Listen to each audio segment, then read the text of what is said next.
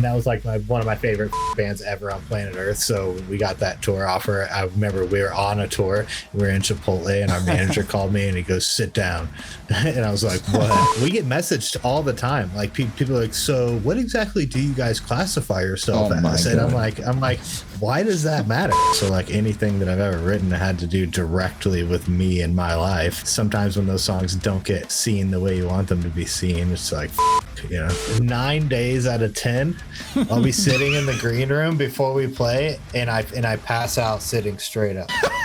We like just met him, and Don gets on stage and goes, "Give it up for my new favorite band, Bodysnatcher." Oh, and we're like, shit.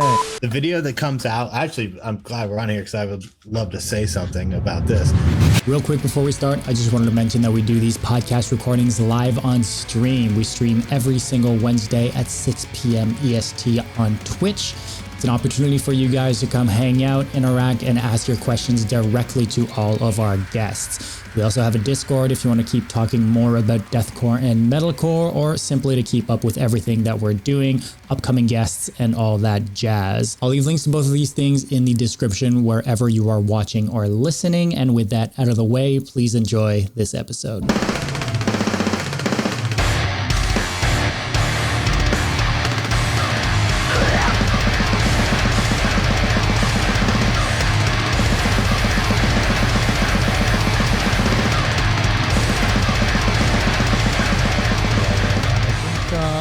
Pull it up like that. Hello, Chris. How we doing? Well, we are joined this week by none other than the drummer of Bodysnatcher, but so much more as well, as we're going to get into throughout this podcast. Chris, welcome to the show. What's up? How's it going? Good. How you doing, man? Doing good. Hell yeah. Yeah, thanks for being here, man. Seriously, yeah, like of course. Really appreciate. As you know, like we booked that like a while back. Like you were one of the very first. I was like, I want Chris on. Like we need Chris here. So that's we super cool. Talked about when we were gonna have new stuff coming out, and I was like, oh, let's just fucking do it right before that. Fuck it.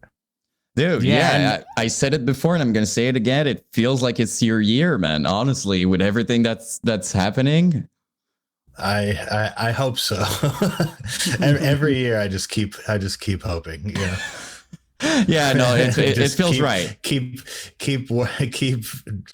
driving myself into the ground and hoping that something pays off. Yeah. Yeah. No, but man, I mean, thank you for taking the time. I know you're I mean, I see what you're kind of doing on a daily basis, and you seem to be a relatively super fucking busy guy. So, and I also commend you for having already chatted with Yan for multiple hours and still deciding to talk more with us. That's not easy to do. Of course. That's not easy to do. My friend, my family, everybody could tell you it's not an easy thing to do, and you did. We talked a long time. It wasn't bad. I remember I called you like right as I was getting out of the gym, and like I drove to the gas station to get gas, and I just sat in my car at the pump for like an hour and a half talking on the phone with you until I had to pee really bad, and then I went pee, and then I called you back. Yeah. Yeah, that's what happens. Some people wouldn't have called them back, you know. That would have just been their out. I would have understood to be fair, but it's like no. But to my defense, though, like King Conquer, come on, like we're talking about King Conquer, all that story, and I was lucky enough to be. Maybe I'm wrong, Chris, but I think I was the first one to get to really tell the story like that, like online, like in a proper video like that. I think. Yeah, definitely.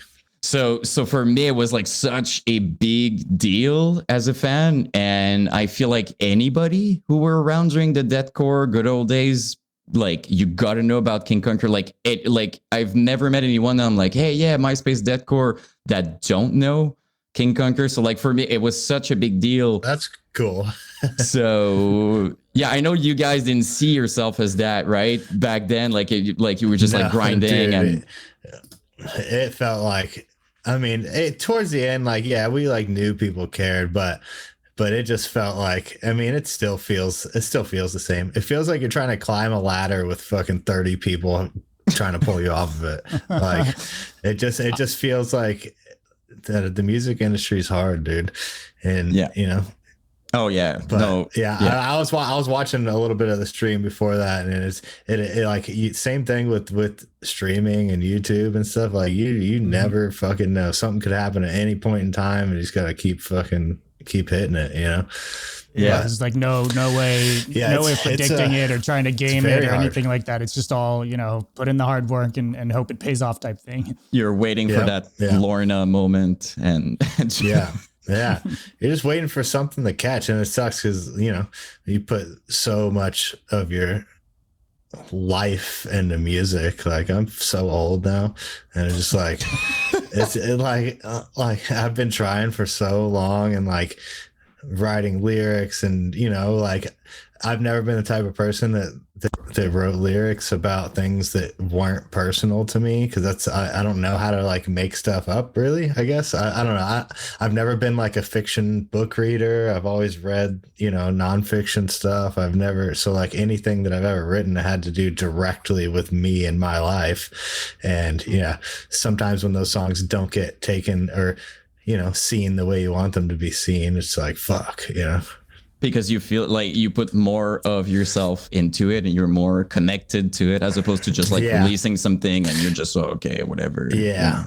Like this new song we have coming out, I'm just not gonna read comments at all. I can't.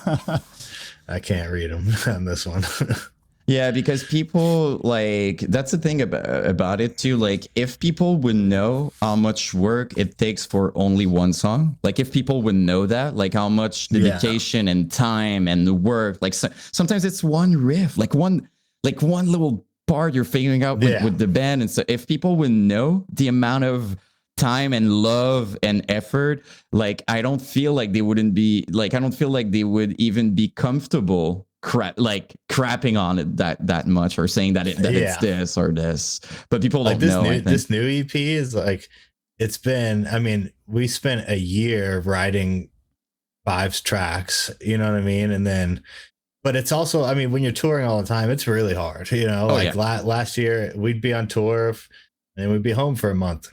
Then you're on tour again, and then you're only home for a month again. You've been like that every single year. You've been in bands, basically. Like you have been a monster in terms of the amount of touring you've always been doing since forever. Yeah. Wow. Since like 2006. Yeah, I turn into a crazy person if I don't do shit. I don't know. I get severely depressed. Like I'm very good at not looking like I'm depressed, but like I get severely depressed. And if I don't have something to work on, it is so much worse. You know what I mean? Like that's the only reason why I work out. That's the only reason why I run. Like I don't do it for any other reason besides the fact that it makes my mental state feel better, you know? Honestly, And yeah, if I don't have like a task to focus on, I'm useless. You are making me realize a lot of stuff about myself in this moment. But yeah, it does make a lot of sense. Like, but if I'm real with you, like I feel like I'm doing something very similar. Like I always gotta keep going. That's the same reason why I don't have the same result as you with my workout, but I do work out. And it's like, it's when you keep going, you have projects and stuff like that. That's when I thrive. If I stop completely, I don't know what my mental state would if I'm honest, if I'm real. It's very, very hard for me to like just relax, you know, like just doing nothing and relaxing. It feels like more work than working, you know.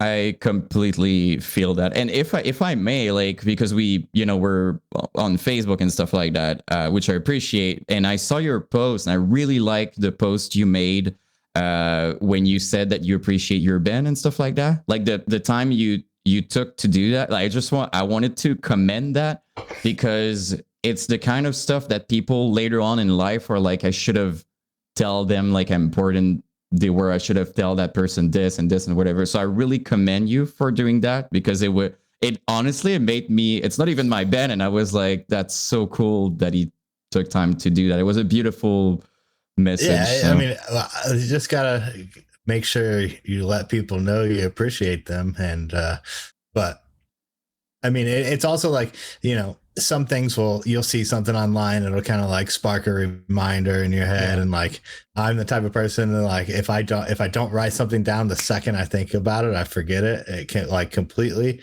So like my phone is like, I have like 15 to 20 reminders every single day in my phone. The three of us in this call are pretty similar on that front. Yeah. Just to get anything done. Like that's like, like I have like practice the set because you have a tour coming up, and I still haven't fucking done it because my brain is just fucking crazy. But yeah, I just like on top of, you know, hey, you have this band in today, you have to track this, you have to also edit this, you have to send a quote out to this band, you have to do revisions for this, and it's like if I don't have lists made, it's just nothing will get done. I just like my brain is closed off to the universe.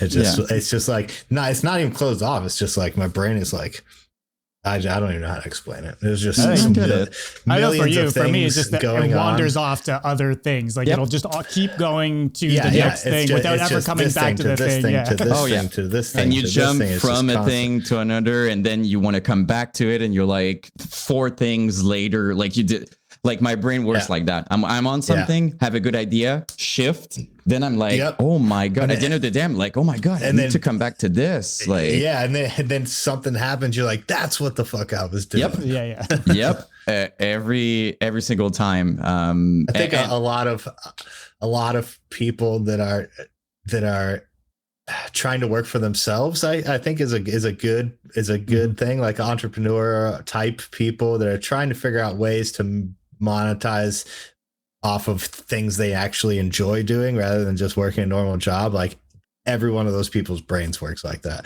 They're just fucking a million things at all times scrambled.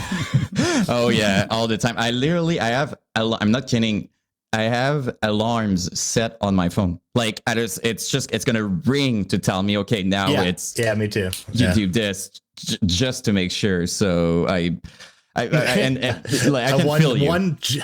A reminder just went off this second. Perfect. Okay, there you go. There we are. Notification. The proof of the concept right here. That's we got it. So yeah. No, but I wanted to tell you because I love seeing positivity like that, and you have a beautiful spirit and energy in your band too. I feel like very like a big friendship, and your vocalist was kind enough to add me on Facebook and start talking to me. I was like, oh my God, that's so cool.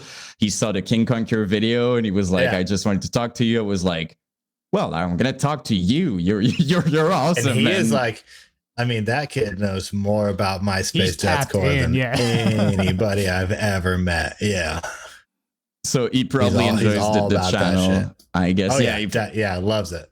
So that for me, it was like a cool moment, and just like seeing the energy. I feel like you guys have similar energy, like just being nice with people and stuff like that. So after everything you told, and I guess we're probably going to talk about it tonight, but like after everything you told me that happened, like, you know, within the industry and King Conquer and stuff like that, it must be so like refreshing to be with people, like, you know, just positivity and just relax. I'm not saying it's always perfect, but you know, it's definitely so much better than any band I've ever been a part of. But you know, just like having me and our guitar player Kyle Carter, we like mesh very well when it comes to like bouncing ideas of like, you know, where the next thing's gonna go musically, or where the next thing's gonna go lyrically,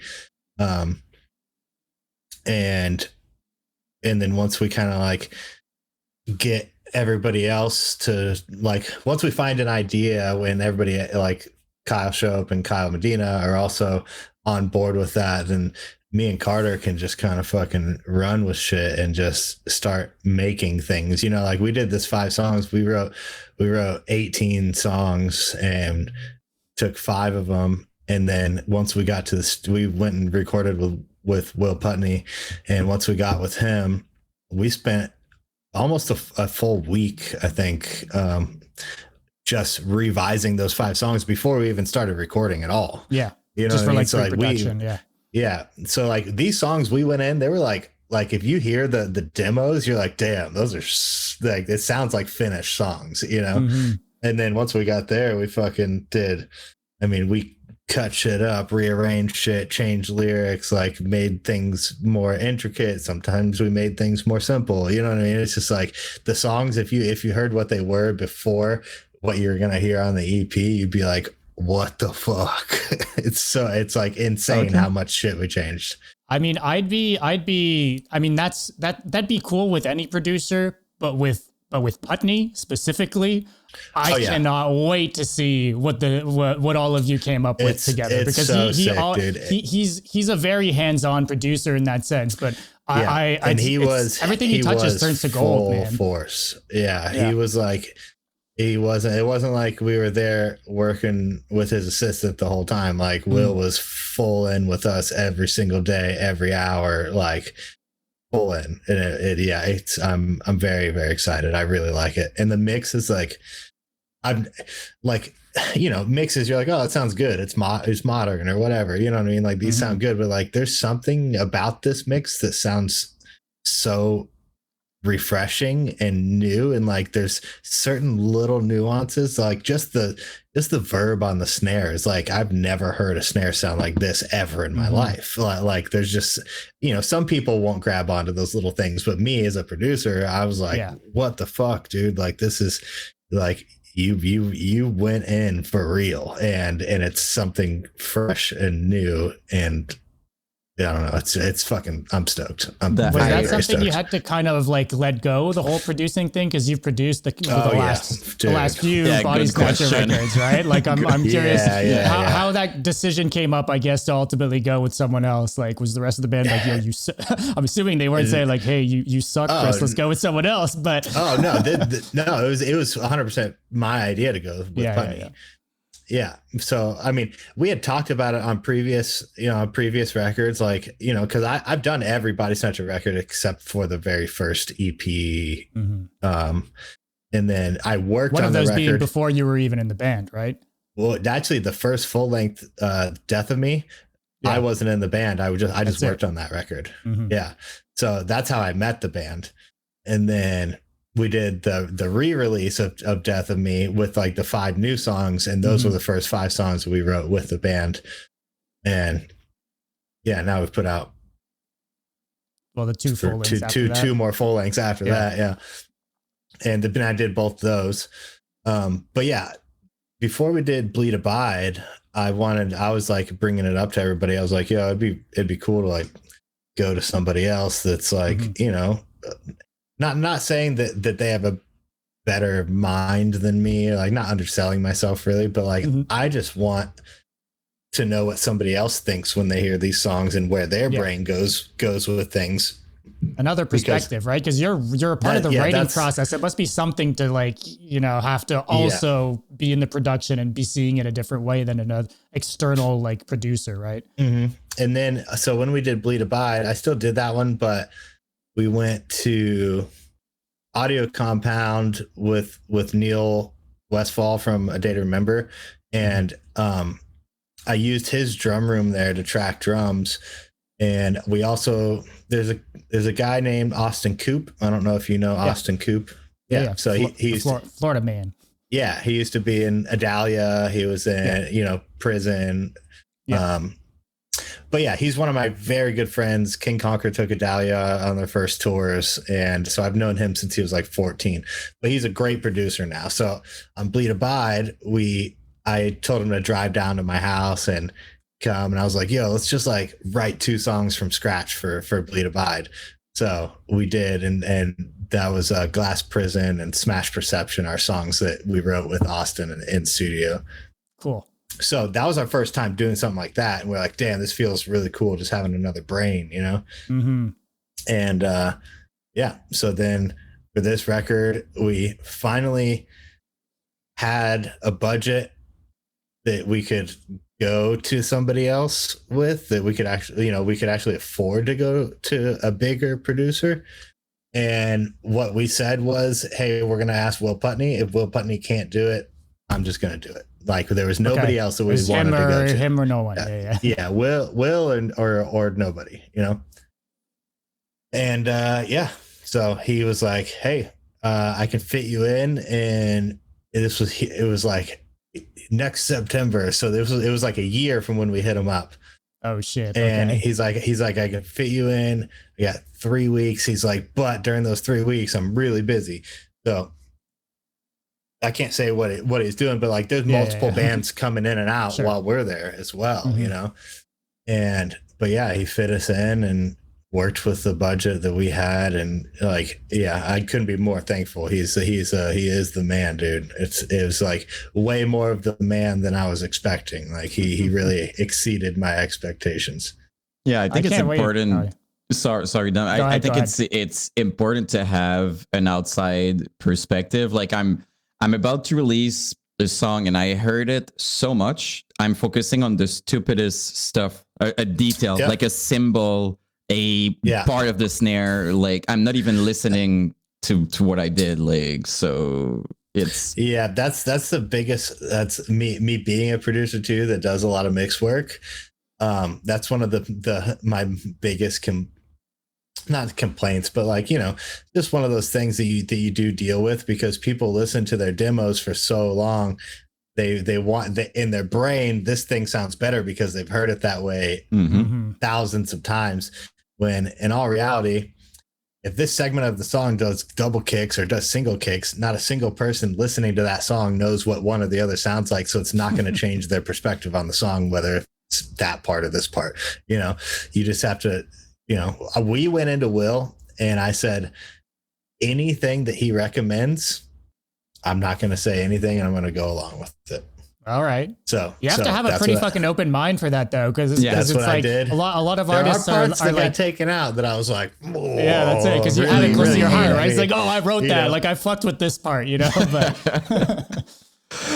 But but now I've heard the finished versions of the song so many times, I don't even remember what was taken out that I was upset about. Not upset about, but I was just like kind of hesitant about at the time. Now I don't even fucking remember what it was, you know, because the new songs just sound so correct to me now. Yeah, that's like, I don't know if it makes sense to you, but ever since, because I suppose, like you said earlier, that when you hear your demo, it's almost like they're already finished. Unfortunately for me, that's not the case. When I do a demo, it sounds horrible, and then my producer is doing miracles with it. That I'm more in that lane. So like, because I did the last one all by myself, but like I consider the producer I'm working with as part of the band, is how I'm seeing it. So like, I guess it's kind of the same for you guys, right? Like the producer, if people would know the difference it makes to have this kind of input and skill and work into band, I think it's almost fair to say that they're part of the band. If you know, so I 100% agree with that. Like, that's why you go to somebody. You know what I mean? You got to put your trust in them. If you're going to go to somebody and have them, you know, and you want their input on things, take their input, you know, and just trust the process.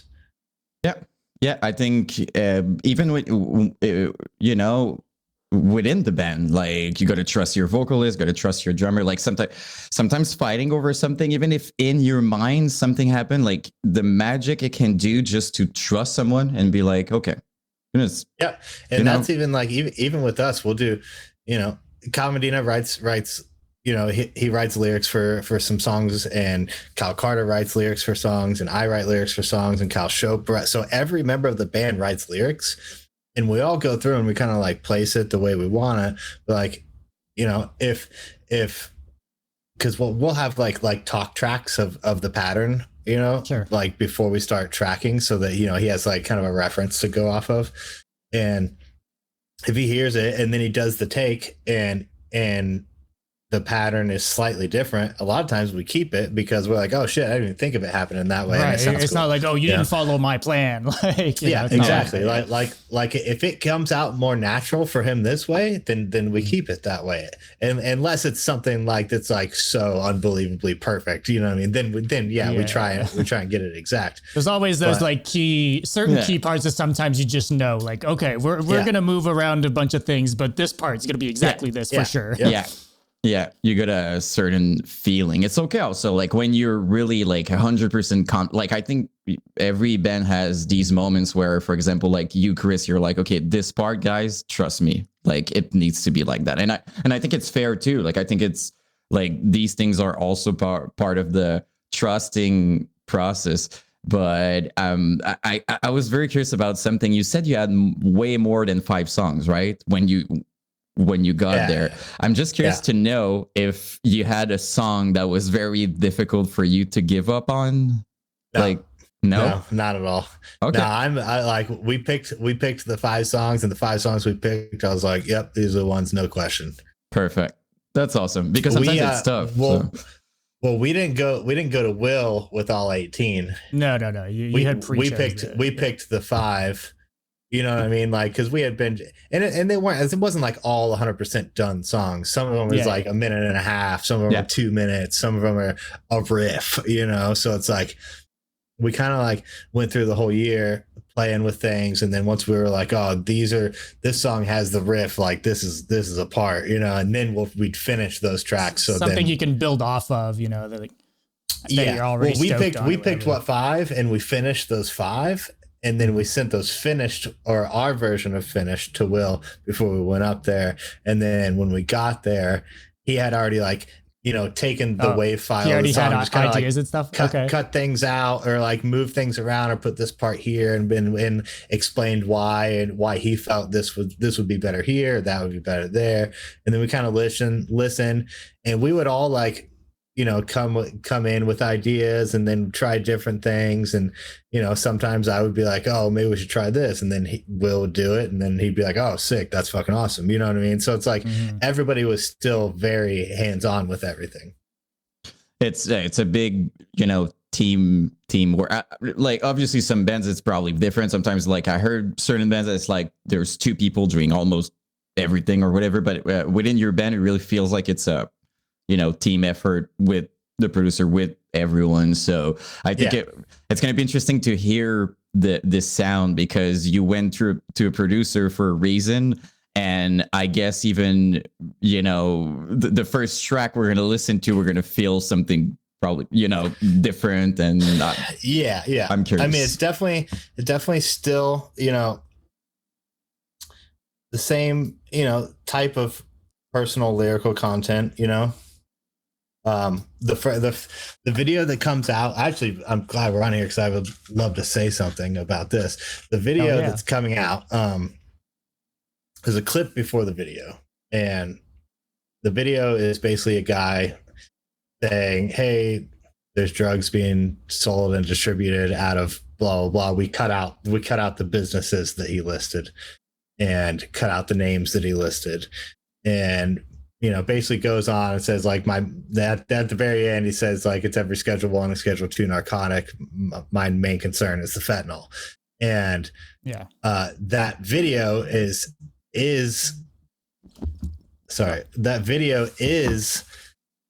the person that my brother was with when he died. Oh, and my God. The video he sent to me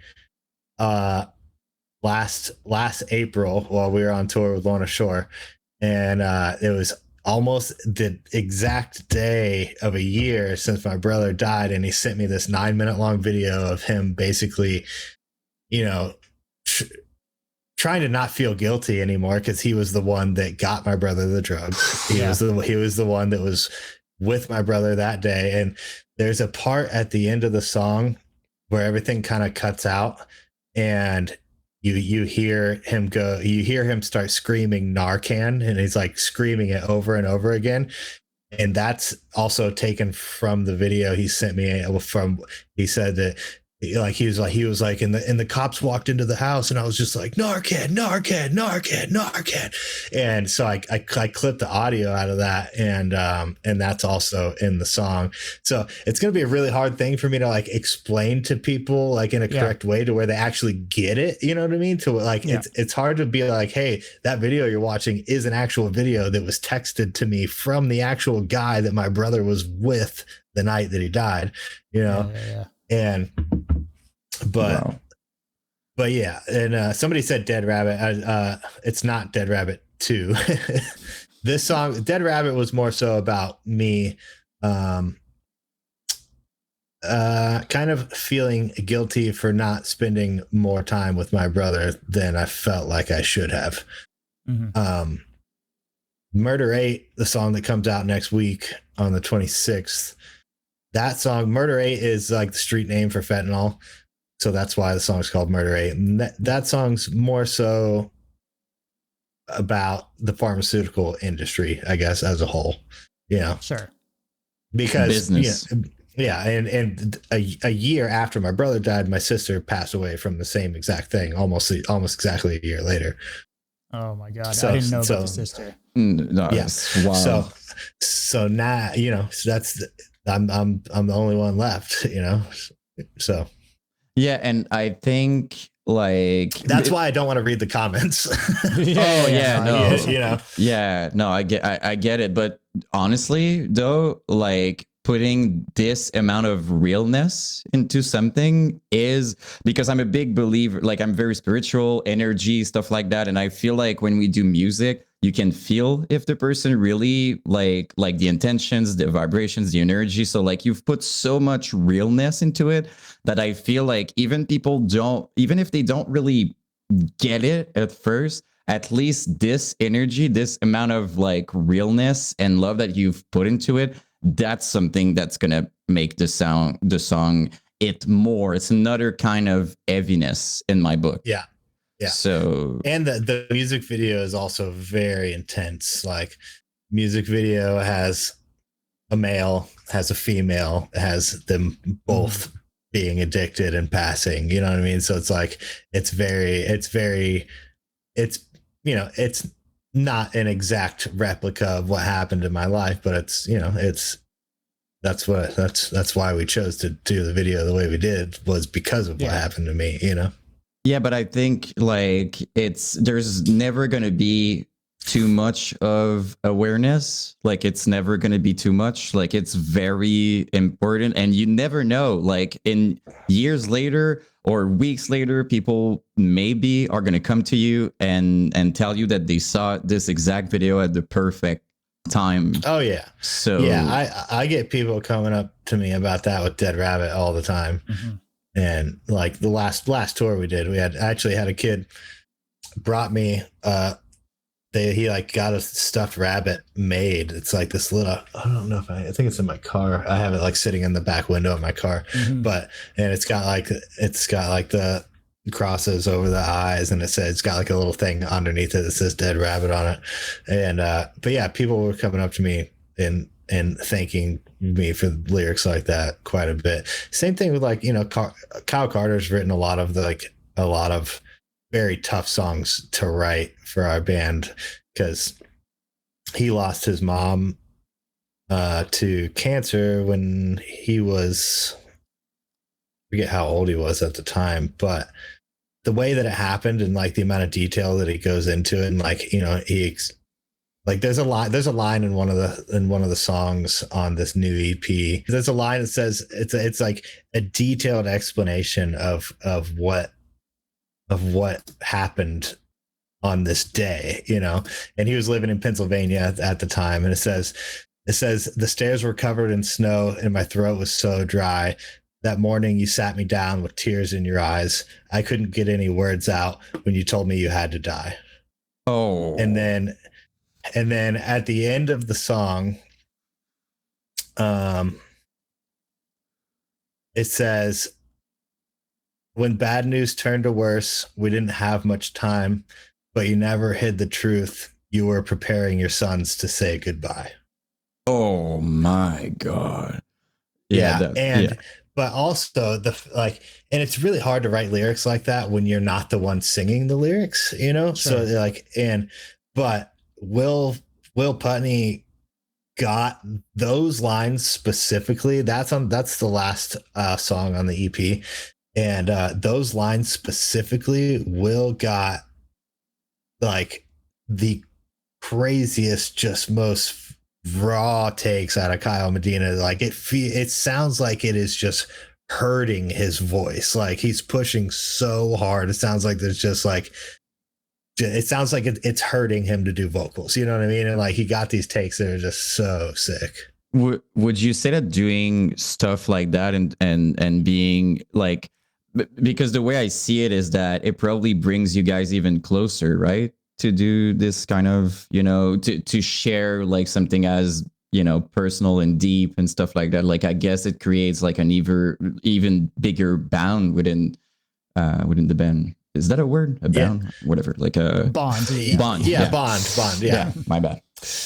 Yeah. I mean, it definitely does, because then you kind of like, you know what everybody's kind of trigger points are. You know what I mean? Like, you know what people are sensitive about, you know what people are, you know, when you can be vulnerable about your actual life with the people that you spend most of your time with, it's, you know, it creates a bond for sure. Like like the more you talk about it, the more I'm like, this EP is gonna like it, you know, it's not that people usually it's not real, but it feels there's so much realness and real things in it. I feel like it's gonna slap like another way. Like, yeah, so. It definitely does. This EP's fucking it's insane. I love it. It's my favorite piece of music I've ever put together. It's fucking awesome. It's commendable though, I have to say, because it's one thing to go through things, but it really is another thing to put that down into art, and you could say it's, you know, it helps, it's a release, or it's in a way of expression and all that, but to then put it out into the world, you know, in front of however many thousands of people are going to be able to listen to these songs, but not, obviously some people relate, but then, you know, you're kind of like putting yourself out there in that sense. It's commendable, because I don't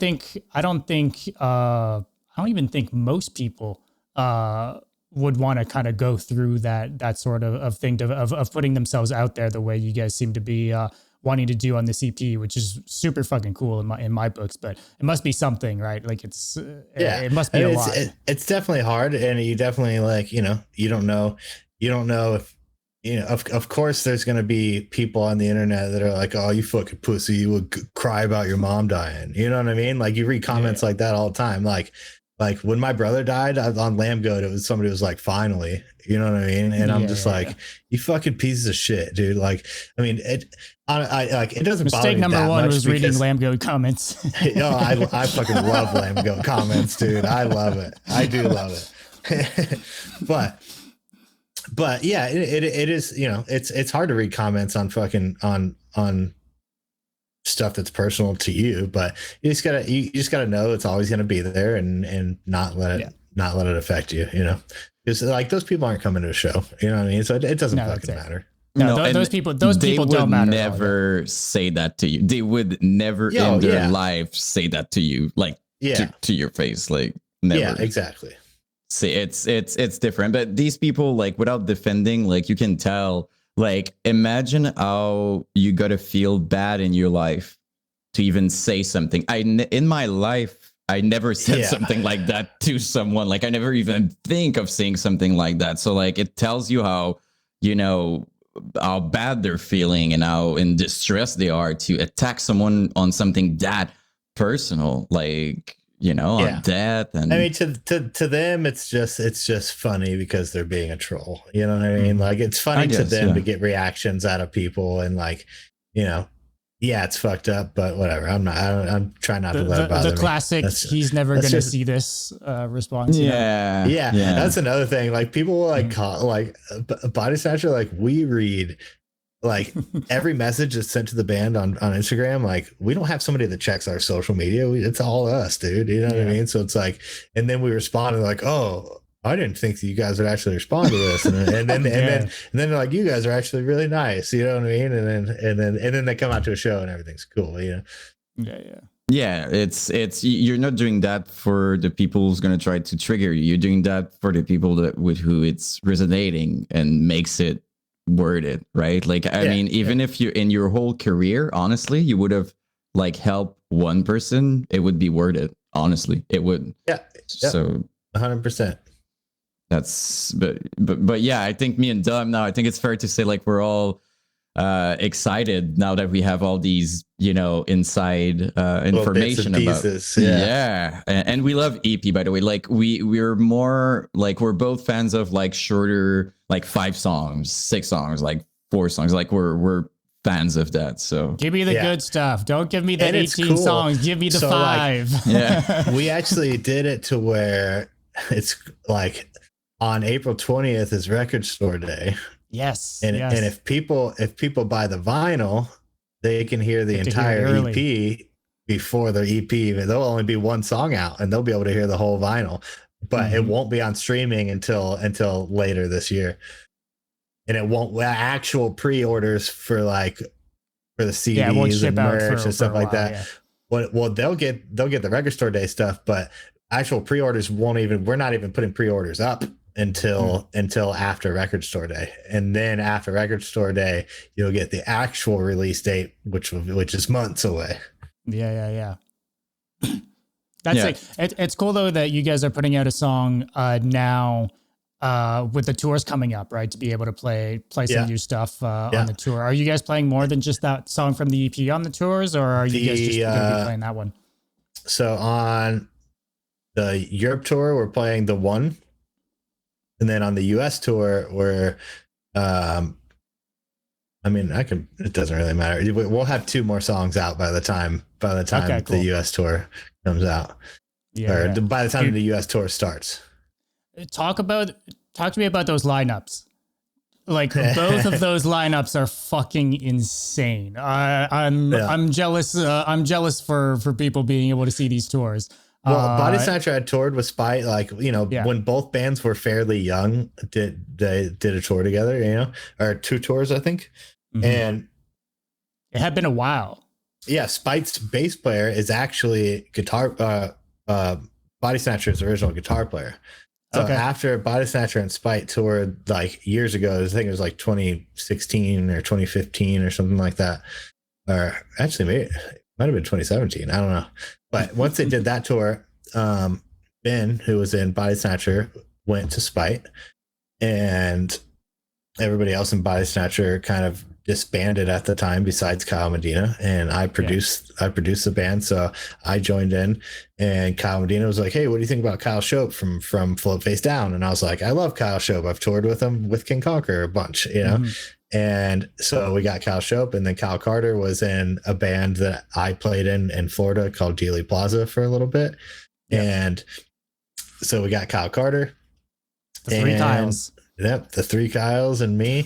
But yeah, so Bodysnatcher and Spite haven't toured together since then. And we're like, you know, in the States, we're like, all of our fans love Spite, all Spite's fans love us. And so we've kind of like been trying to set up like a co-headline tour with them for a little while now, but it's just, you know, everybody's always busy. Like, we're booked up until March 2025 right now, you know what I mean? So it's like, it's hard to like build things or put make things it work together, for both schedules, and things have to line up. We finally were able to make it happen, and we were like, we got to do it Europe and States, because if we just do Europe, everyone in the States is going to be pissed off, or, you know what I mean?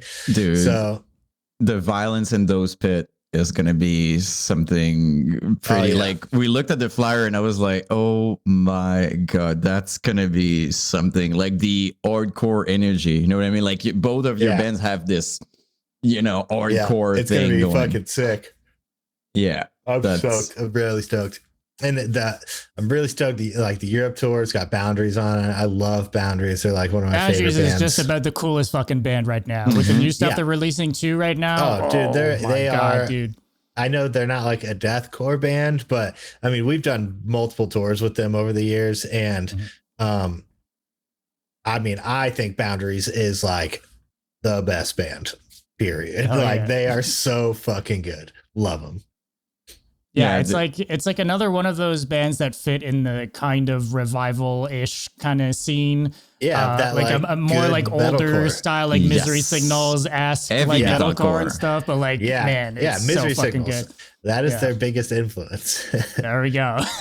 Yeah. But yeah, Which is it awesome, shows, you know? but it's Yeah. so fucking good. There aren't really any bands doing that sort of style anymore, and they do it in a cool and original way. Like they're very And it's kind fresh, of all it's over the new. place. It's super eclectic, super. I don't know. It's cool, especially the new stuff. I They was just have parts genuinely where you're surprised like- with the new songs, how eclectic they were. Yep. And you like, they'll have parts that hit and you're like, how is it that heavy right there? Like, where did that come from? You know what I mean? It's so dope. And Yeah, it's not I like love it. super fucking down tuned. Like it's not like gimmicky in that sense, you know. Like it's heavy yeah. because It's of how fucking it's written. awesome. It's like I don't know, Exactly. it's fucking awesome. Oh yeah, Yeah, I love was like, I didn't feel like, you know, I completely randomly. I was on Instagram, boom, one of their posts, and I felt almost obligated to follow. I was like, what is that? Like, what just happened to me? I Yeah. think I've rewatched. It was a little part. Like, I think it was a breakdown, like just a little part, and I've rewatched it. I think like 20 times. I'm like, okay, I think I need to follow this now. And like a few days later during our stream, people were like, yeah, Boundaries. I'm like, okay, this. They're gonna make some noise because it's different and it's sick. I love like the name is cool. Like everything just works. Yeah, you know? they're fucking awesome. Yeah, and then the US tour, Us and Spy again, and then Throne, who has just been crushing the streaming platforms lately. You know what I mean? They've been on so many tours this year, and stoked to have them on the tour. And then Gnosis, which is Ryu from Crystal Lake's new band.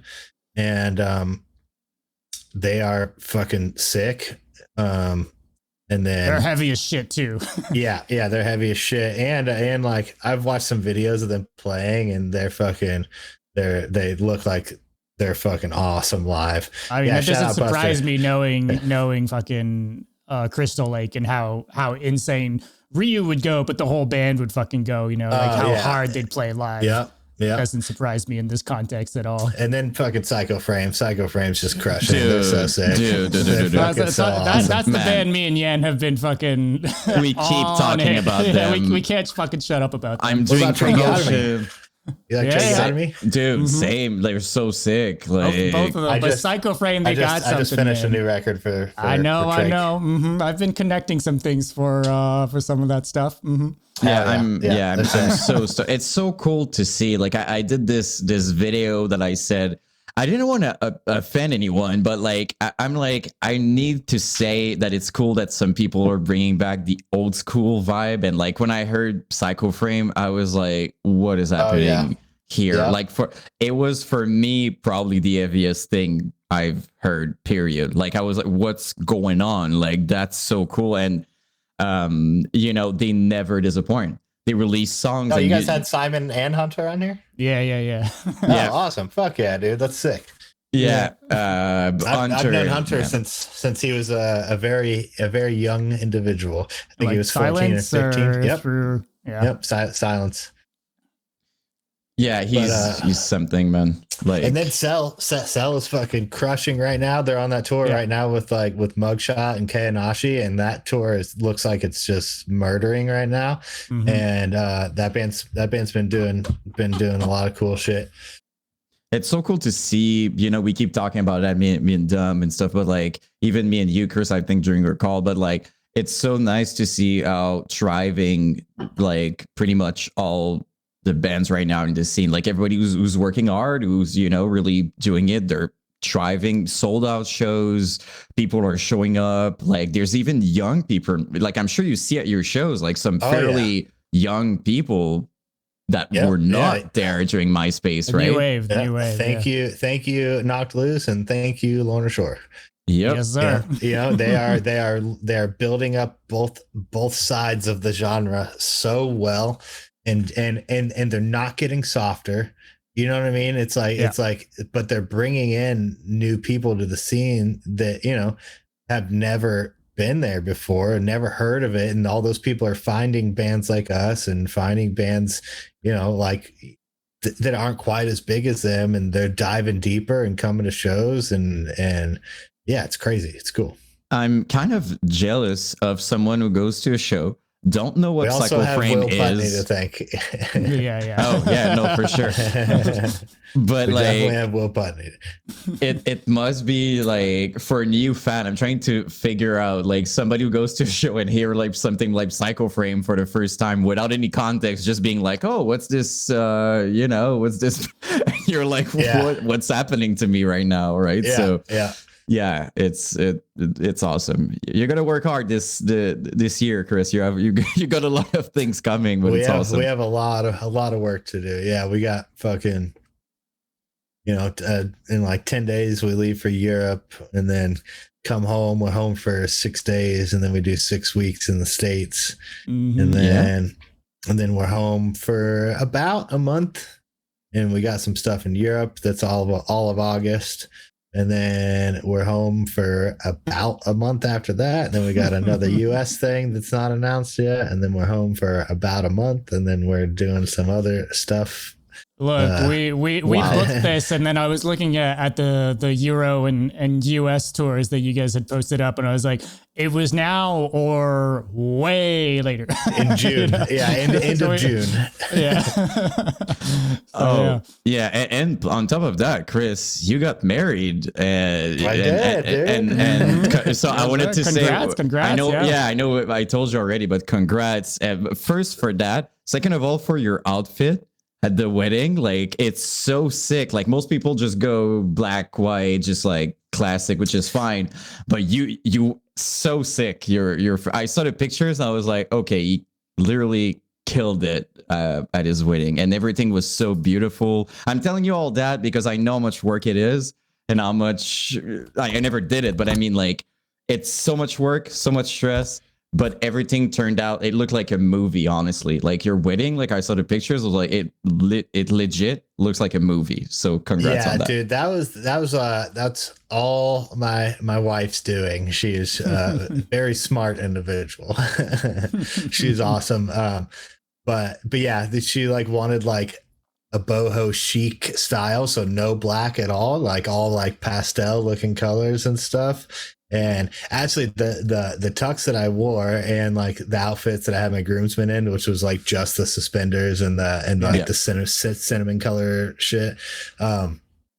That's the first time in Florida anyone's used that tux color combo. So I was like, let's go. Sick. Oh yeah. Dude. Yeah. Yeah, but it has a punch to it. Like, it's just, it's coming out differently. Like, I'm telling you, it legit looks like you could have done like a photo shoot to like promote like clothing stuff. It would have worked. Like, it's really, I saw the pictures and I was like, I'm so glad for him and for them that they have those pictures for the rest of their lives, Yeah.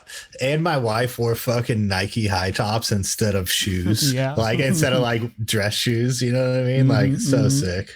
That's how you got to do it, man. That's how you got to do it. More personality to it, like more, and everything, by the way, like, even, I saw, I don't know how to describe it, but like the little, where people were sitting, like all the little plants and light and whatever, like, I don't know how to explain it, but it's so perfect, honestly. It was really, really awesome.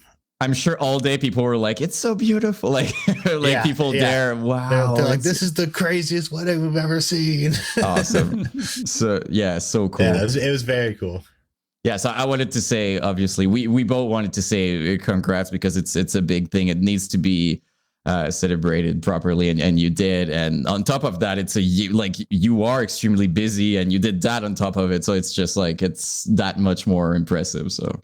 Yeah, it's crazy. We're like, the wedding was was February 24th, and like so January up until the wedding, we had to film 4 music videos on top of me like recording bands and stuff. So I'm just like, I'm like Bodysnatcher stuff, studio stuff, wedding stuff, videos, Europe tickets, like, you know what I mean? I'm like, and you decided to start a new podcast. In the middle of I started a podcast. Wild. It's wild. You're in here right now. I see. Yeah. Talk to me while we're on the subject. Yeah. Talk to me about the podcast a bit. I'd love to hear you maybe talk about how it came to be and all that, because it's been super cool to see the guests that you've had on and super interesting conversations. So I don't know. It's been like me and Christian were talking. Like I've worked on a couple of Waste records, and we become friends. They came down to Florida and did their first full length with me, and then I went to Minneapolis and did their second record with them that's about to start dropping pretty soon. And became friends, and we always like bullshit things like, oh, this would be cool, or hey, that would be cool, and we both really wanted to start a podcast. And so we just like looked for names and just wanted to get people like in the industry. Like we're gonna have like like sound guys, guitar techs, tour managers, like along with band people as well. But yeah, we just wanted to do, just to have something, you know what I mean, just to do it and talk, and I don't know, just we thought it would be cool. Hey, so we get it, same thing here, And I actually had no idea that you guys did a live podcast. I know me and you had talked about it, but I did for some reason it must have slipped my mind that it was live on Twitch. And so while we were starting it, we're like, oh, we could go live on Twitch while we do. You know what, Chris? We had to. We're changing our branding because our branding was the only live deathcore podcast. We had to change that. We're like, no, we're in the process of changing that. Yeah. That's so funny. But it's cool. We thought it would be cool to like let people like interact, you know what I mean, like let people submit questions with Discord. Me and Christian are both like pretty organized, chaotically organized, I would say. But like you said, like we always got like a Google sheet up, and while we're doing the podcast, we're like both typing in the sheet so that we can communicate without having to have it be on screen and stuff like that. And it's like, it's really cool. And without this being on stream. And Christian used to stream on Twitch quite a bit, so he's pretty familiar with OBS and with Twitch and all that shit, and which I'm not, so it helps a lot. And we both come up with questions, so we both kind of just bullshit, and it's been really cool. And the fact that I've been touring for so long, I know so many people like that are at there that I could just text, you know what I mean, be like, yo, you want to be on the podcast? And they're like, yeah. So that's a huge advantage, right? Which is like a cool thing to be. It's probably cool also just to be able to catch up, right? Like it kind of gives you an excuse to catch up with people for a few hours that you maybe would have sent a text to, but not have these like long form conversations with. So. Exactly. Like the one that we just did with Austin Archie was like, it was just us fucking hanging out, dude. It was like, we've toured with them a lot, so it was basically just like a phone call, you know what I mean, with me trying to ask him questions that I already knew the answers to. Right. But you know what I mean, it's cool, and I'm stoked to have some people on that I've never talked to. Like this Saturday we have Jake Wolf from Reflections on, and he never does podcasts, so I'm fucking stoked.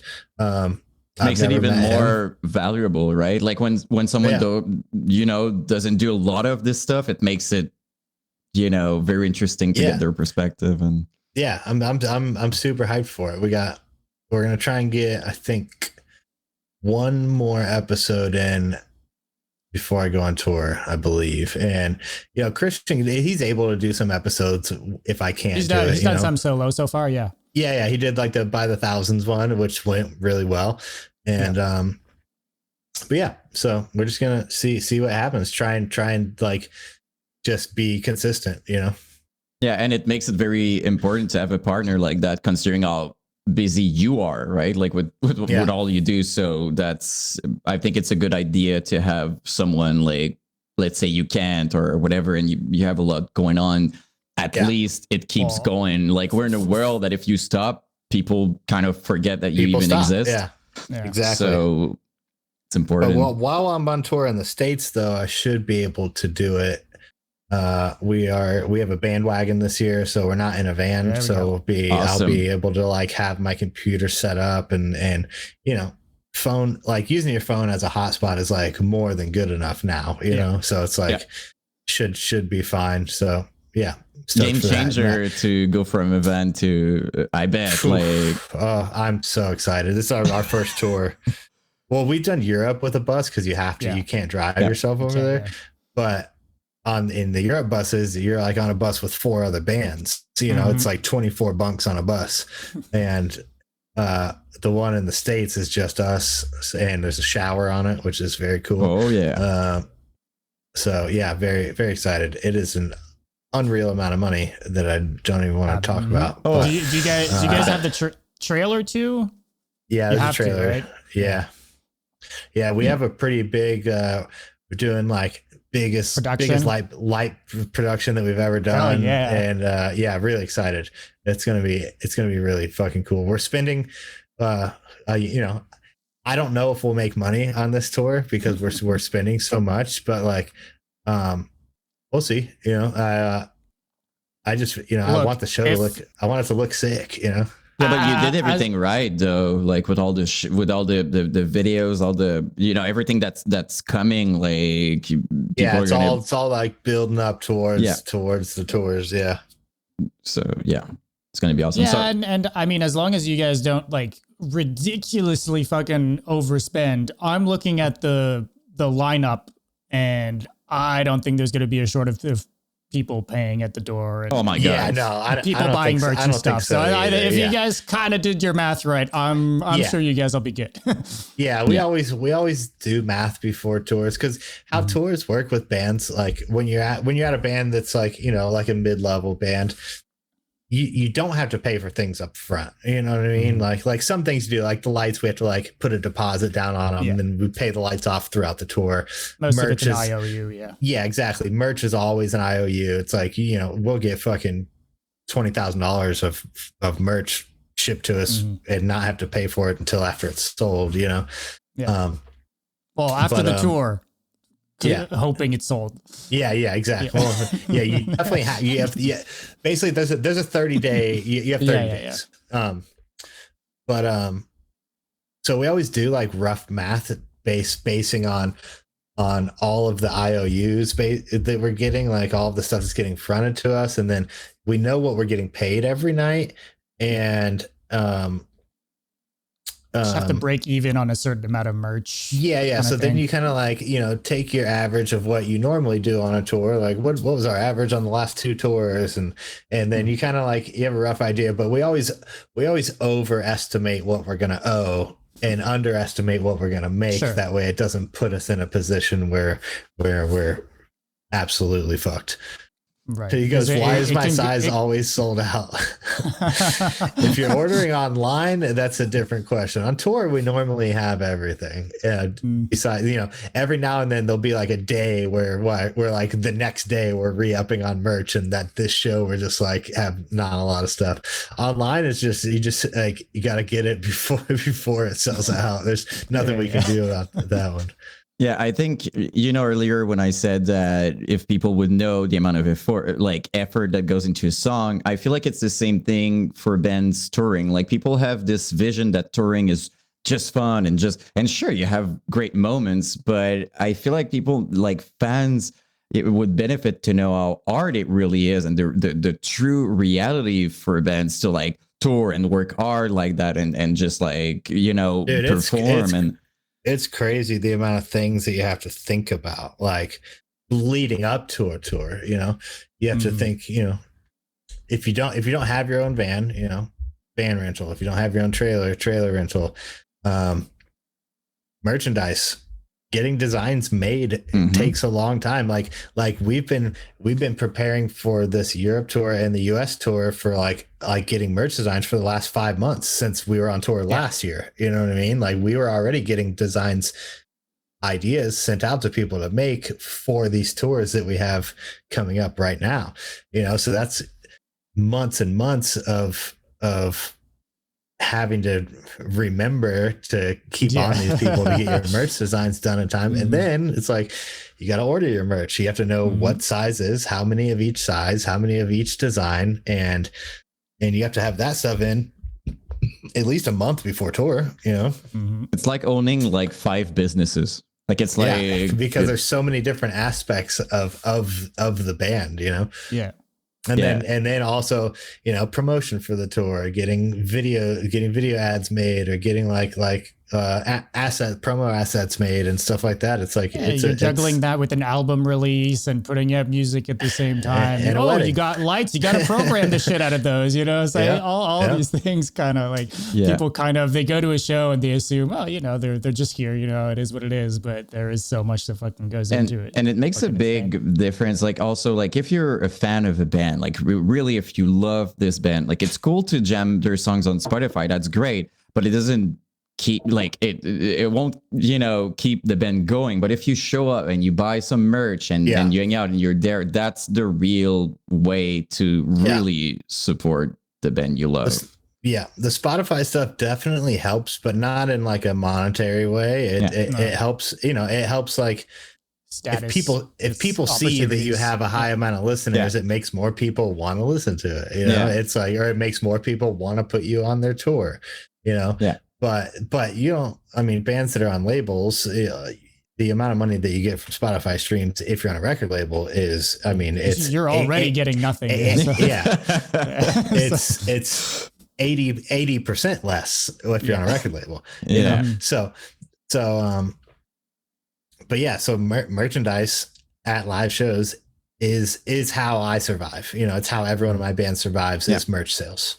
So it's cool to know that that's a good way to, like, every show that I go, like I went to see, you know, this while back, like this big Lorna and Jested, like this big lineup, and of Sulfur. Like I'm a huge fan of Ricky Hoover since Suffocate and whatever. So super important for me to like support. And I remember buying, like, the only shirt left was like 50 times my size, and it was like, and I'm not a super satanic guy, and it was like Jesus all broken, but I was just like, I'm gonna buy it because I want to support the band. And the guy's like, are you sure you want to buy that? I'm like, yeah, man, I want to support, and you know, I feel like if people would know the difference it really makes, just, you know, just supporting like that, it's not a lot for you, but it's a lot, I think, for the bands. So yeah, it is a lot, because, like, you know, a lot of people don't understand how much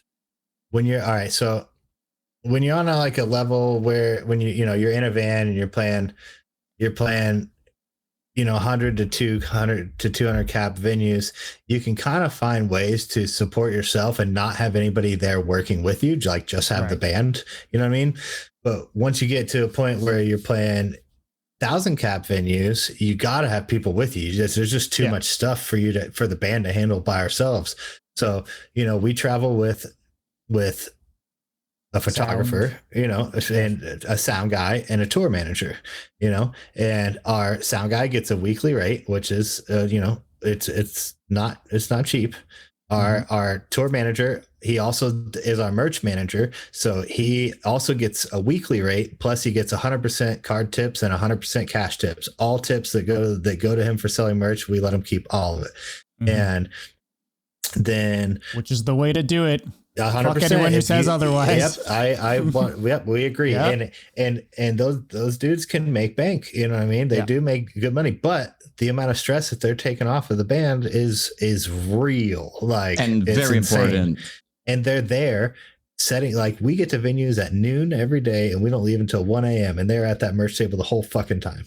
You know what I mean? Like, and they're running back and forth the trailer, getting restocks, you know, like they are talking 100% a day, moving 100% a day. He's working his fucking ass off. He deserves that money.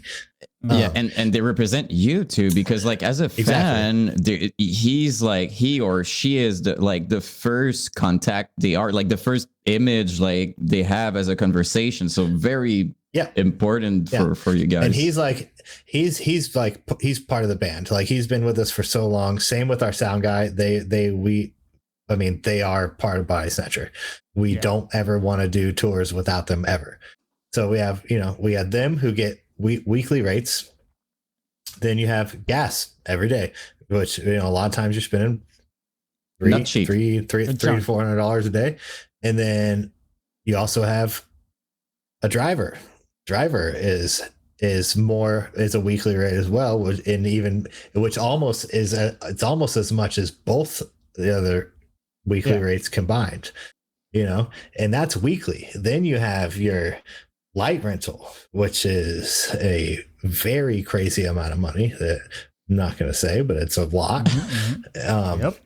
Bandwagon, same thing. The bandwagon rental that's crazy fucking expensive. I've seen numbers for those, and whoo! And we're not even talking about your instruments too, right? Like, I mean, like that's something else too. Like, so it's like, and then you have your merch. A lot of times your merch bill is $30,000 to $100,000 for a tour. You know what I mean? Wow. Like, and but that right there is how you make the money to pay all those other people, and then you as band members have to hope that there's some money left over at the end of the tour that you guys can split on top of paying your booking agent 10% of everything you get paid for a guarantee every night, and paying your manager 15% of everything that you make on tour.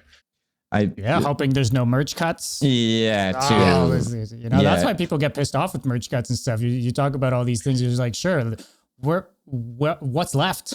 No, it's very, very, very hard. It is very hard, but it is possible. You just have to want to do it. My mind was blown away when I started my channel trying to do when I was 15, 16, in my mind, Born of Osiris, all those dudes were rich. Like, that's what you're telling. That's what you're telling me when we were on the phone. Dude, like, even in my mind, like, I saw King Conquer out my brain. I pictured like the big Bring Me the Horizon bus, whatever kind of thing with like that.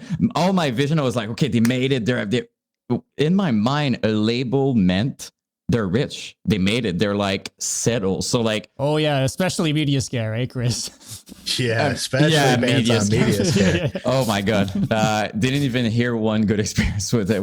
But to be fair, with a lot of label though, like with a lot of label, like I'm watching the videos and I'm like, oh my god, like I saw Carnifex, all those bands. I'm like, oh my god, what the hell happened with all of that? But that's another thing. But yeah, I feel. If if the fans would know how much it means, it would be a different perception. Like now in my vision, if I go to a show, I'm going to do everything I can. I'm going to get there and trying to support as much as I can in terms of merch and stuff like that. And it's cool because plus you get to talk to the band most of the time too. Like they coming out to the merch table, you get to. And if they're not at the merch table, you can, a lot of like, our merch guy will tell us all the time, hey, this guy wants you guys to sign something. So we all walk over to the merch table and talk to him and sign it. You know what I mean? So it's like, if the band's not at the merch table, just tell the fucking merch guy to ask for the band to go to the merch table.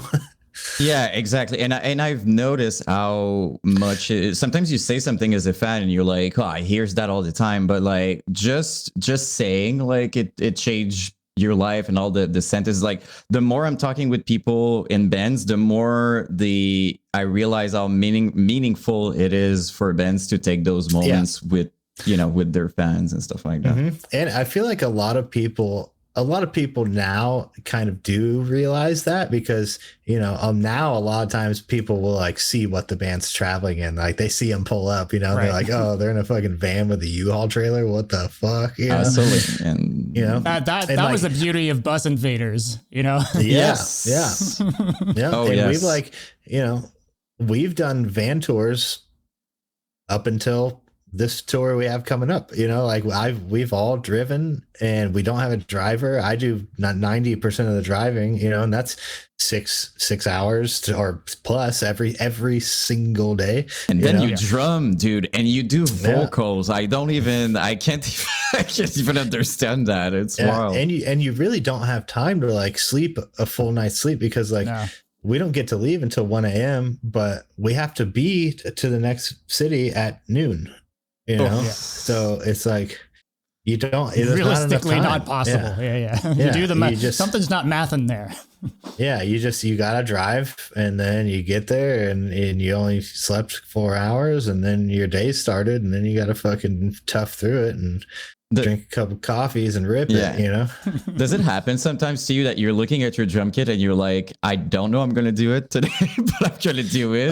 Dude, there's like, I will say 9 days out of 10, I'll be sitting in the green room before we play, and I pass out sitting straight up, like for at least 20 minutes.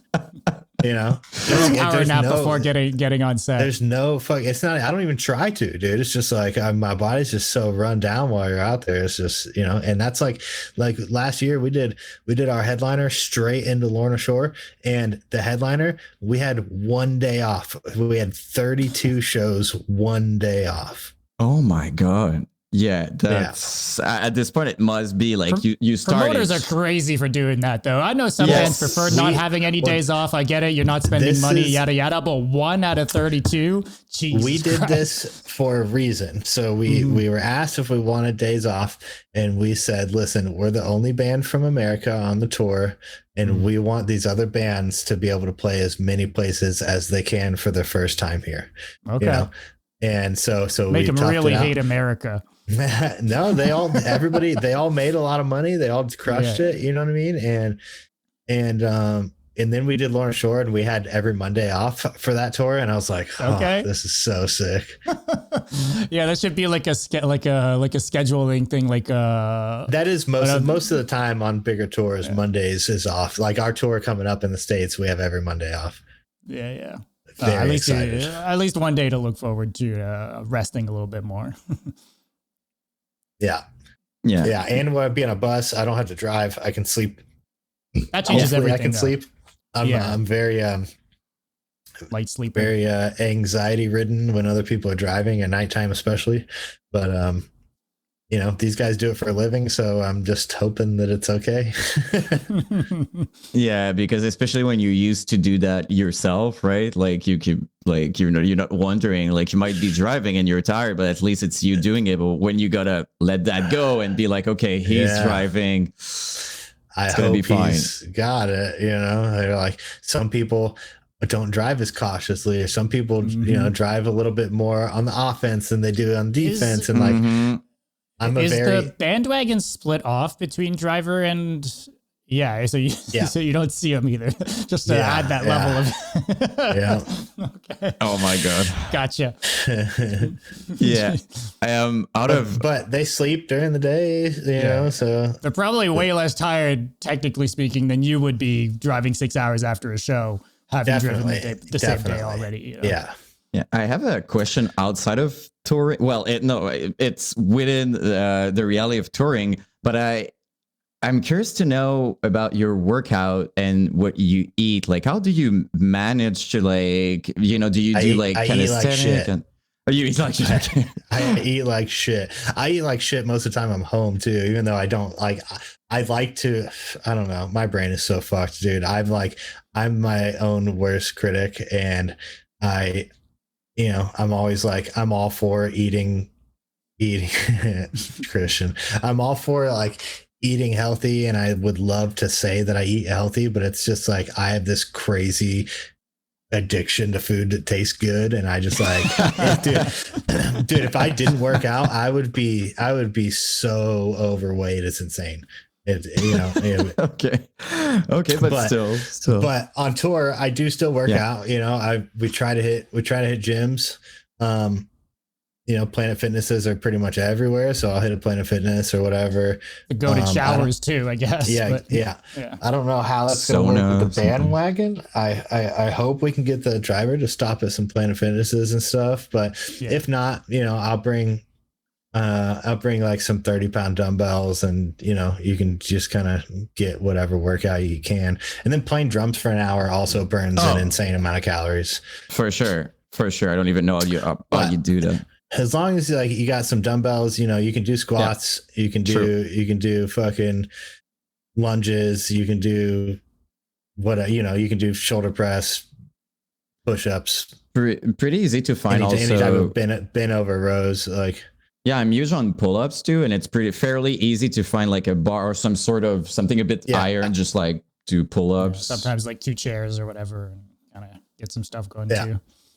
Yeah, no, it's a big question because like, we're talking about touring. I mean, it's fairly difficult to keep a healthy lifestyle where touring. I think that's probably the biggest challenge. Like, because you got to eat fast, you don't have a lot of sleep, and if you want to, you have to based on other people's like what they want to eat as well. Most of the time. Like, so we do have a rider that like the thing that like gets to the venue every day. Like every promoter gets sent the rider that like of things that we want, and like we normally will put like we put motherfucker Uncrustables. We put Uncrustables on it, so you know what I mean.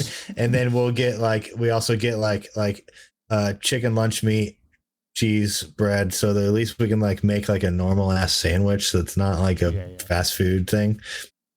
But then like once you leave the venue, you're fucking. That's like one meal out of the day, right? Yeah.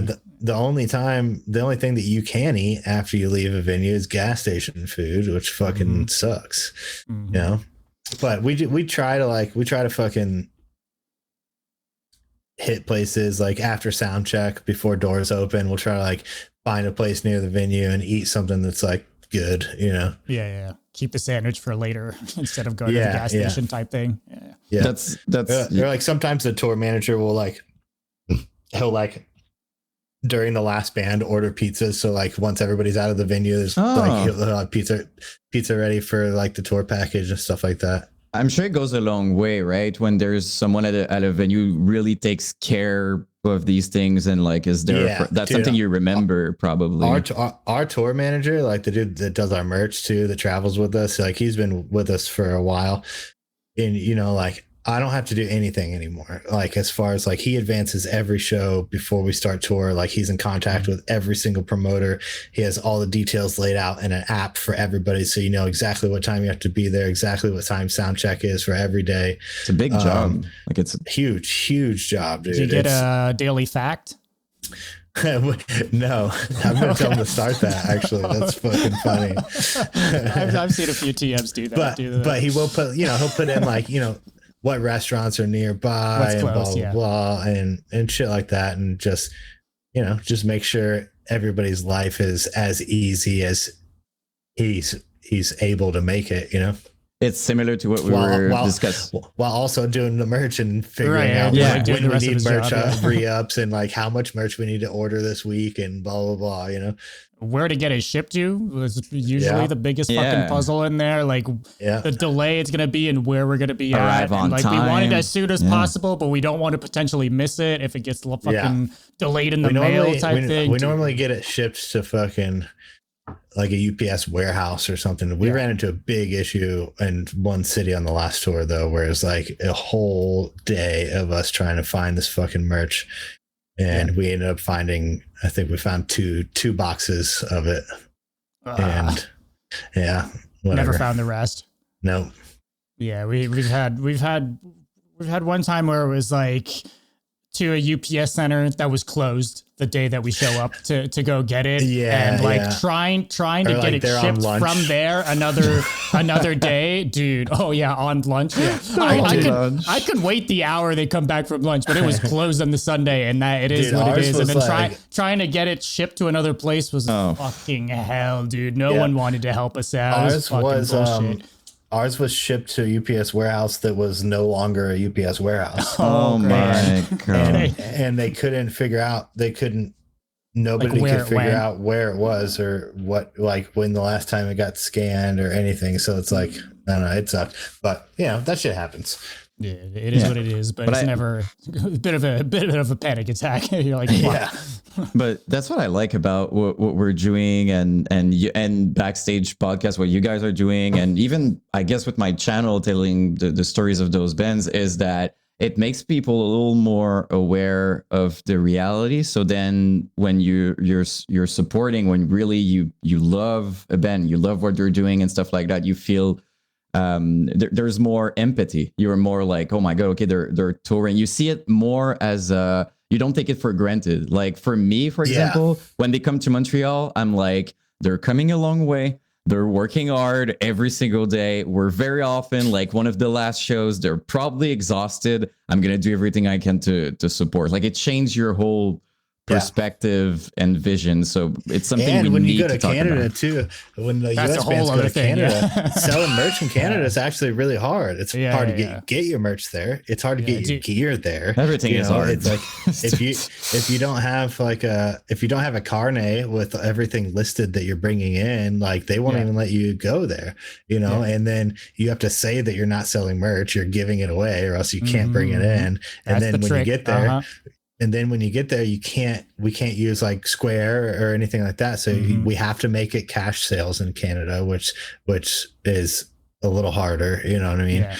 It's not that big of a deal because there are ATMs in most places and stuff, but it's just inconvenient for people. Yeah, it's one thing. It's one thing I think like, like I've, we're in Canada. So let's say like, would go to the US. It's a different thing because I'm doing like a full US. I'm not doing 2 dates in the US. Whereas when it's the other way around, sure. And I mean, you've done a bunch of touring in Canada, but like most of the bigger like NA tours, you're just doing like a date or two.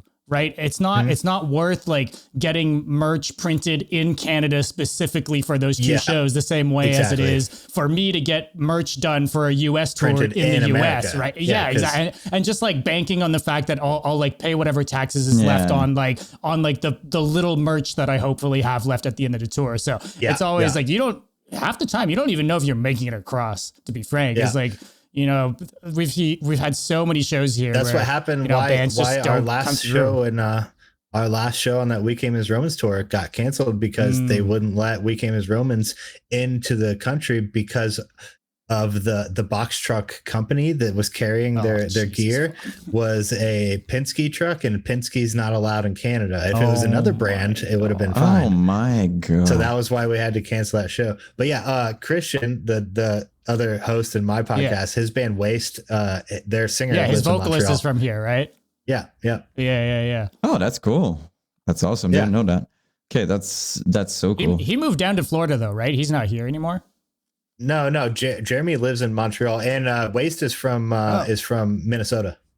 Oh, I don't know why. I for sure thought they were in Florida too. Nope, they're a Minnesota band. That's awesome. Minnesota.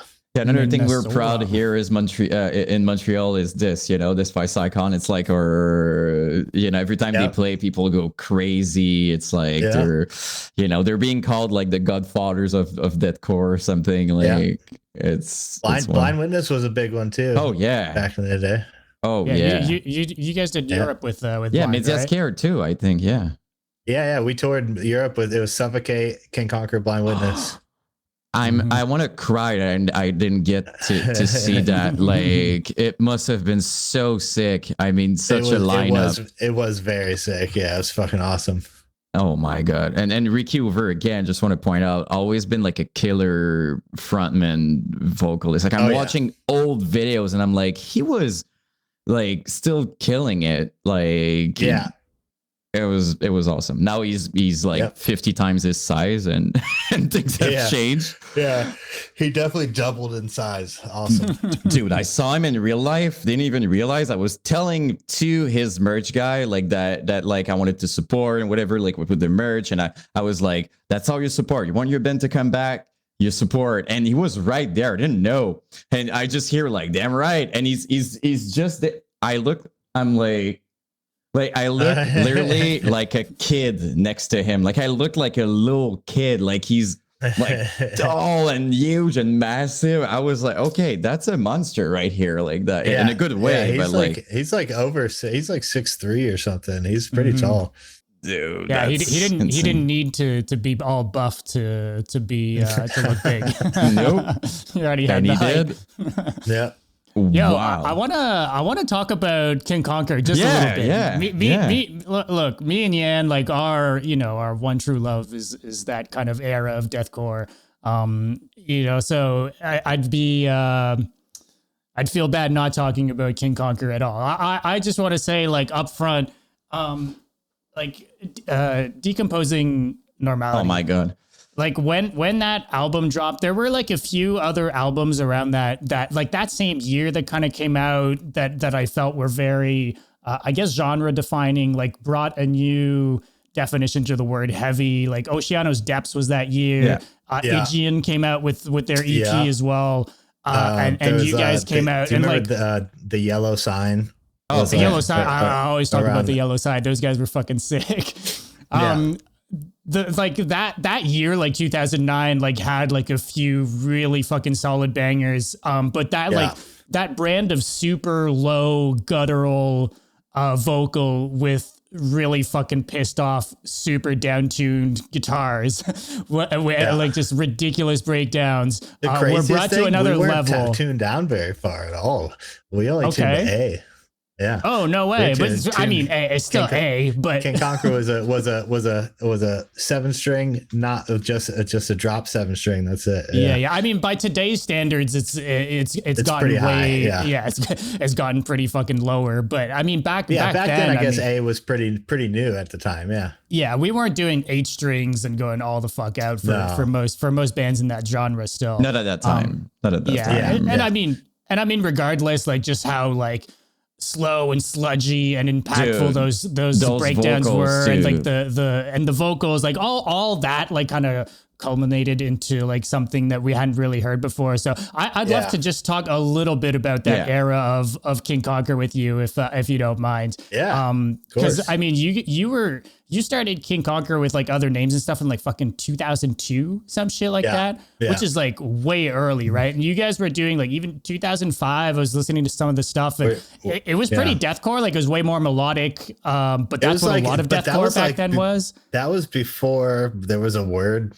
There wasn't no deathcore. Wasn't no word. You know what I mean? It was like there was these bands playing this heavy kind of music, and there's nothing to really call it. You know, all these bands were playing the hardcore shows. You know what I mean? Like from a Second Story Window was like playing with hardcore bands, and like Dead to Fall was playing with hardcore bands, and like those bands were metalcore, but they had these death metal aspects to them, and or like grind aspects to them, and then you know. All Shall Perish did that Hate Malice Revenge record before Eddie was in the band, and it was like just this shit that was just like infamous top 4 of yours. And then they would go into a build up, and I was like, no way they're going into a build up right now. No way. You know, and then it happened, and I was just like, damn, this is fucking sick. And but a lot of that was like, and all the examples you gave actually were super melodic. I think the melodic aspects is somewhat coming back, not in the same way, because you listen to Lorna Shore, it's super melodic, but there's a specific kind of melodicness that was in a lot of those early, like super early deathcore bands. Like even, you know, like As Blood Runs Black is one of those examples, but there was like Belay My Last and stuff like that. There were kind of just like heavier melodic metalcore type stuff. Those first Through the Eyes of the Dead records. Those were wild. You know what I mean? I was like, what the fuck is happening? You know? And so like those were bands that kind of like sparked it for me, you know, and I was just like, you know, we loved hardcore bands, even though like the band before King Conquer didn't sound like a hardcore band. Like no, that's it. Still had like semi breakdowns, but we were still super like, melodic. Yeah. We were still like going to hardcore shows, you know, and then we're like, all right, well, let's fucking write this shit that has parts from hardcore bands in it, but be a metal band, you know? And have metal riffs, but write a breakdown or write a 2-step, you know? And that's what we did. And we just did it because we thought it was fucking sick. It worked. I mean, but there wasn't you didn't know to say you were a deathcore band. You know what I mean? It just wasn't really a thing, you know? No, on MySpace, you would write death metal or core. I remember that. Yeah, exactly. Metal. Slash experimental or something like that. And then, you know, bands, it started to catch, you know, once Suicide Silence came out, it's like really started to catch. And then Whitechapel and Penny Doom and fucking Molotov Solution. And it's just like Oceano. And the crazy part is every one of those bands, including King Conquer, we were all on each other's top 8s. You know what I mean? Yeah. So it was like, and that's how you found other bands that you liked, was going on their profile, looking at top I'm always 8s gonna miss that. I'm always gonna miss those days, man. It was so sick. Yeah. You know. And then it's, now it's definitely turned into something a little bit different. I feel like the hardcore aspect of deathcore is almost completely gone in bands that say that they're a we talk deathcore about band. this a lot, yeah. And I feel like the bands that remind me more of like older deathcore are playing hardcore shows right now. Absolutely. Which is awesome. That's what I fucking love. I love that shit. And Florida scene is huge for that sort of stuff right now. Yeah. And it's cool. It's cool to see people in the hardcore scene supporting this like resurgence of old deathcore. And it's an important part of, in my opinion, real deathcore. Because there's a lot of bands out right now that they're like, we're a deathcore band. I'm like, no, you're fucking not. You don't have a single fucking hardcore part in your song. No, you're saying that to the right people. We keep having these discussions. That's why we love Psycho Frame so much, and all those bands like bringing it back. Like it's to me, it started like new deathcore is way closer to melodic death metal right now with a big breakdown, but or like tech death even. On a lot of these bands too. Pretty much orchestras and stuff. I think like tech death is a good with breakdowns. But breakdowns isn't the hardcore part. The breakdowns is just breakdowns. Yeah, but people think it is. But death metal bands, dude, Dying Feet has been playing breakdowns for fucking eternity, and death metal bands been having stuff like that forever. And Pantera, Domination, breakdown, fucking Crowbar, some of the heaviest breakdowns you ever fucking heard, way before any of these bands even started. And they weren't fucking a hardcore band, they were metal bands. Hardcore parts are very, very specific punk influence, you know what I mean? And none of the deathcore bands nowadays have that aspect of parts. Bring back the build-ups to breakdowns, the gang vocals, the snare build-ups were cool. Speaking of, all these things that don't happen anymore. The two steps. How many two steps are in fucking deathcore bands now? Never. But that used to be a huge part. And those are all the hardcore elements, right? Sorry, those are my favorite parts. That's why Bodysnatcher's kind of like we kind of like have gotten away from the name deathcore because of what it's seen as by the masses nowadays. You know what I mean? Oh, right. And what people consider deathcore now. That's not what we're not that, like, I don't know what we are. We're just a band that's heavy and plays fucking shit that you can mosh to. That's heavy also hardcore. Has a lot of feelings. Yeah. And, there's a fuck ton of two steps in the new shit. There's blast beats, there's breakdowns, there's slams, there's fucking crowd vocals, there's fucking, you know what I mean? Like, but that's deathcore to me, though. Yeah. That's deathcore to me. Exactly. Deathcore was special because of the hardcore part. Like I 100% agree with you. Yeah. Like that's why I keep talking about why Suffocate. It had the word core in it. Yeah, like Suffocate, they would throw down like just big hardcore riffs and parts, and to me, it's what I really love. Slam too. Like slam parts are awesome too, but like it's really important to throw those two steps and stuff like that, because that's what defines deathcore. Like for the first time in metal, we had like these hardcore, like out of nowhere parts that people are bouncing and stuff. Like it was like the combination of two worlds. So it's weird to see that it's almost gone now. Yeah. But it's almost gone for the name that people see, but it's not almost gone. You know what I mean? There's still bands doing it. There's still bands intertwining everything, and there's still a lot of good bands doing cool shit, I mean, ultimately those are the bands that we end up fucking with, like I think we always talk about Psycho Frame, we always talk about Orphan, like all these bands that are like super fun. And I mean, a lot of the bands that you end up recording actually are kind of like Traitors and stuff like that. Like those that's the real shit right there. But it's just like, just don't listen to what people say. Like if somebody's like like, oh, do you like this genre? Just be like, I don't know, let me hear it. You know, I don't care about what genre you say it is. Let me hear it. I'll tell you if I like it. You know, so like I'm just the genres are killing it for me lately. Oh yeah, yeah. Like the names of things that people are categorizing bands with, like yo, this band's sick and they're heavy. That's sick. You know, that's all you got to worry about. But you want to know the funny, interesting part? Like, the more I'm doing videos, the more I hear interviews with Ben and stuff like that. Like, I did Suicide Silence, and there you go. That's all that matters. Yes. I heard, like, you know, Mitch was talking about that, and he did many interviews that people were asking, oh, okay, so you're deathcore? Every single time, or almost, he would answer, I don't care what we are. We're heavy metal. That's all that matters. Like, it's they all were trying to be the bullshit. biggest metal band ever. It wasn't about any like specific thing. They're Right? just want like- to be an extreme band that people want to do crazy shit to and have fun to at Who shows. cares for the name, man? Like, honestly, exactly. like, who cares? Oh, we're this. Like, Yeah. I mean, it doesn't matter really at the end of the day. I agree. You got, you know, so many people out there that it matters to them so much. Dude. Reddit and Twitter love that shit. Dude. We get messaged all the time. Like people are like, so what exactly do you guys classify yourself as? And I'm like, why does that matter? Is that going to make you listen to us? Don't give them a quote to put on a t-shirt, man. Yeah. Like, you should see my comment section. I'm doing a video. I did a video about Waking a Cadaver because it's my personal favorite. Like, I love Waking a Cadaver. Love that band. I even love their new shit.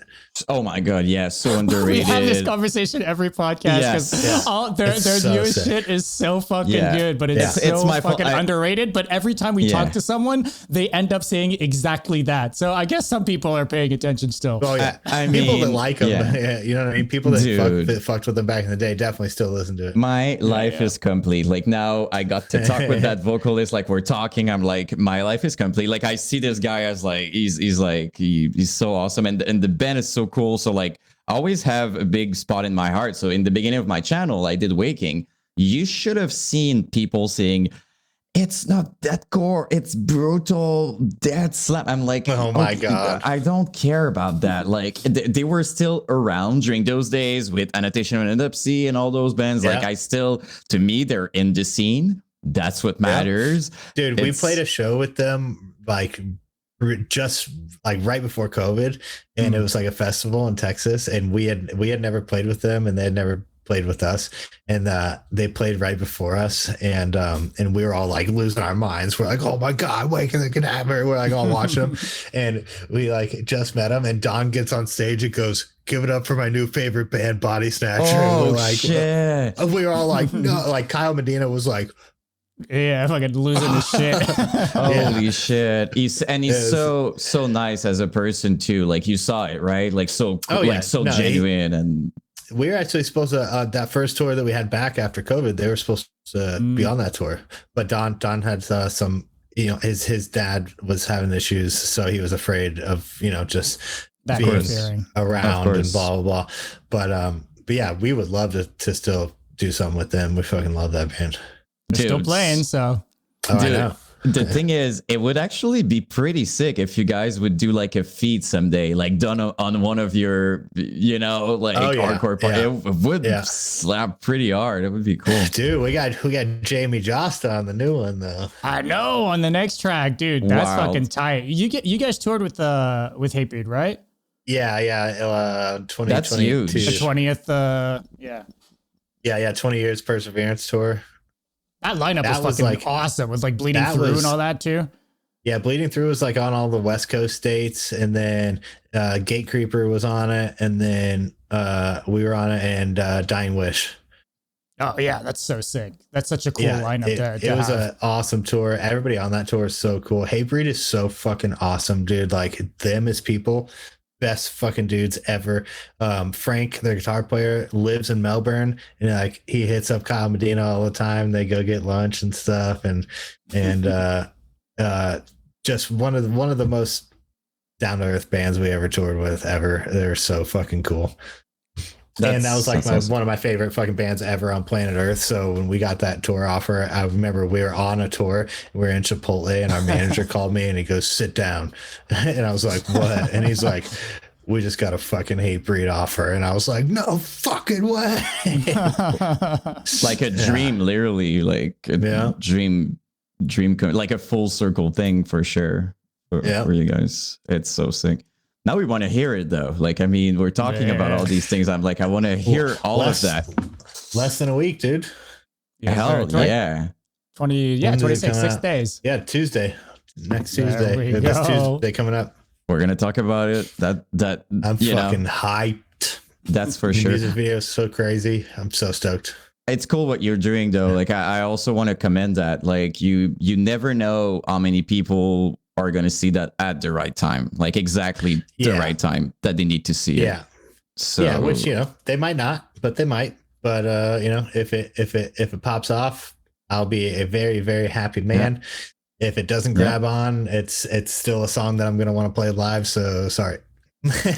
Well, someday I'm starting to do more recent band, quote unquote. Like I just did Slayer to Prevail, so someday there's gonna be a Bodysnatcher video. I'm gonna make sure to promote the hell out of it. So hopefully, But yeah, it's I'm super happy to see all of that. Like I know how you've been working hard all those years, with King and all that. It's so cool to see how well it's going and all the crazy project. It's awesome. Thank you. Truly. Yeah, man. Yeah, I mean, I think that's actually like a great fucking place to land it, man. True. This was super cool. I really appreciate you taking the time to do this, and it went fast. It went fast, but to add to Jens' point, to sharing what you shared with us early in the podcast and all that was super super cool of you to do, man, and really fucking appreciate you coming on, man. Yeah, really. Of course. Yeah, you're gonna have to come back another time, honestly. I definitely will. We got plenty more to talk about. Yeah. Do you want to? I'm definitely down. Do you have what do you want to plug? I'm gonna let you speak on what you've got coming, what you've been doing, what you want to tell the world before we sign off. Fucking, we got this tour in Europe coming up. We got the tour in the States coming up, and excuse me. And new music coming out with the new video. You can get our new vinyl, hard copy vinyl on Record Store Day. If you're listening in the States, if you go on recordstoreday.com, there's a list of stores you can request the album and you can listen to the whole record before it comes out. And we got some more new songs coming up, some more tours we're going to be announcing soon that are absolutely insane. And very, very, very, very stoked for this year. Hustling. Yeah, man. 2024 is the year of Bodysnatcher. I could feel it. Oh yeah, I hope so. Honestly, a lot of people are saying that. Like I've seen online and stuff. Like there's actually a lot of people saying it's their year. Like it's their time to shine. Oh, I really hope so, man. I'm in desperate need of a serotonin boost. we'll send all the positivity we can send, and we're gonna do everything we can so that to support and everything. Yeah, for sure. Oh yeah. Thank you guys. Right. Yeah, thank you so much, man. Yeah, for sure, and we'll keep in touch. All right. All right. Take care. All right. Hey guys. Take care, Chris.